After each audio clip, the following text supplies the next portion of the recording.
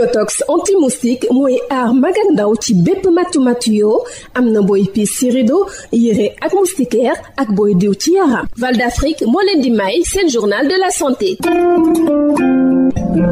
dal leen ak jàmm. Société sénégalaise de pédiatrie démb la doon amal journée mondiale de l'asthme fii ci Sénégal ak thème bi nga xam ne mooy asthme de l'enfant. ñu jaare fa nag loolu ñoom pédiatrie yi ngir waxtaane solo si am ci pajum asthme ci tout tànk yi. Professeur Ndeye Ramatoulaye Diagne Gueye jiite Société sénégalaise de pédiatrie. Le 3 mai bi passé ci la woon journée mondiale de l'asthme dafa tombé woon nag mu nekk juste lendemain Korité bi ñun ñu jàpp bésu tey pour ñëw waxtaan ci biir ay pédiatre ñi nga xamante ni ñii ñoo ngi ci privé bi ñii ñoo ngi ci hôpitaux yi wala ci yeneen structures périphériques yi parce que dafa di feebar boo xamante ni faj bi am na mais comme pathologie bu chronique la xal nit ki dafay dundal moom lu yàgg dafay soxla ñu gunge ko bu dee xale la ñu jàngal ko wan ko nan lay def ba jël traitement wam maanaam jëli garabam ni mu waxee di éviter di faral di am crise boobu te loolu yëpp ñoo ngi gis njëriñ bi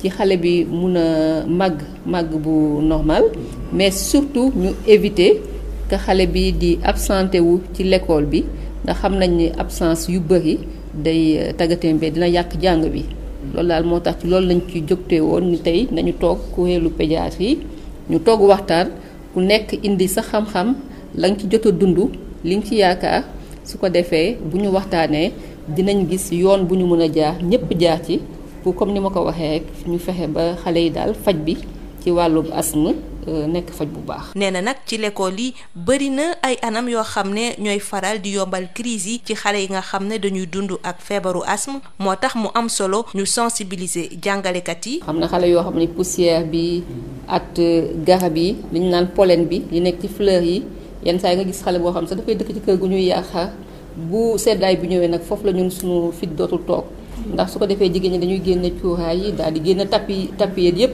su ko defee yëpp bu jaxasoo day daal di metti donc milieu scolaire boobu façon bi ñuy découvrir asthme mooy xale bi nga xamante ne mi ngi def activité sportive daal di am difficulté jafe-jafe pour noyyi loolu ci ay fànn yu ñuy mën a gisee feebar bi ci la. tamit école yi xam ngeen cours école yi yenn saa yi mun na am poussière ak leneen loo xamante ni mun na déclencher crise yi comme ni mu leen ko waxee léegi rek dañu bëggoon jàppale xale yi faj leen fexe ba nga xamante ni du ñuy faral di absenté wu seeni cours. loolu tamit bañ a yàq seen jàng loolu nag pour mu mën a nekk il faut que mu am sensibilisation wu enseignants yi. mbokk déglukat yi fii la ñu yem ak yéen ñu yendoog jàmm. Yotox anti-moustique mooy aar mag ak ndaw ci bépp matu-matu yoo am na booy piis ci rido yére ak moustiquaire ak booy diw ci yaram. Val d'Afrique moo leen doon may seen journal de la santé. Yotox anti-moustique pour le corps, les vêtements, les rideaux et draps vous protège contre les moustiques chez l'adulte et l'enfant. Val d'Afrique vous offre votre journal de la santé. Bonjour chers auditeurs, la Société sénégalaise de pédiatrie a célébré hier la journée mondiale de l'asthme sous le thème l'asthme de l'enfant, une occasion de réunir l'ensemble des pédiatres pour discuter de la problématique liée à la prise en charge de l'asthme. Professeur Ndeye Ramatoulaye Diagne Gueye, présidente de la Société sénégalaise de pédiatrie. Comme vous le savez, la journée mondiale de l'asthme a été célébrée le 3 mai dernier. Donc, comme nous avons l'habitude de le faire, c'est pour nous une occasion de réunir l'ensemble des pédiatres, de discuter donc de la prise en charge de l'asthme, de la problématique liée à sa prise en charge, donc, puisque c'est une pathologie qui est très fréquente et qui est une pathologie chronique et comme vous le savez, a des difficultés donc liées au fait que c'est une pathologie chronique.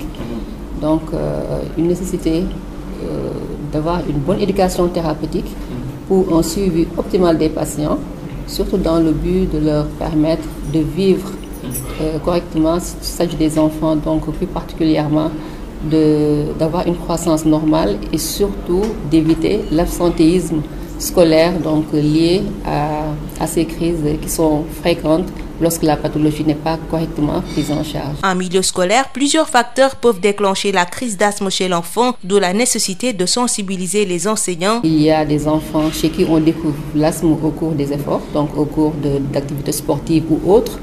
Mais il y a également le fait que beaucoup d'enfants donc déclenchent leur crise suite à l'ingestion d'allergènes, de poussière ou autres. Et on sait en milieu scolaire, c'est quelque chose de très fréquent dans les cours de récréation, des enfants qui courent à gauche à droite. Tout dépend maintenant de l'environnement de l'école.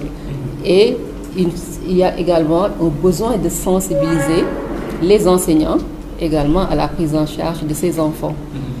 Donc c'est la raison pour laquelle nous avons choisi cette année de parler de l'asthme en milieu scolaire. Tout à l'heure, je vous l'ai dit dans mon propos, ces enfants qui font des crises d'asthme, qui nécessitent parfois des hospitalisations, peuvent s'absenter donc de leur cours.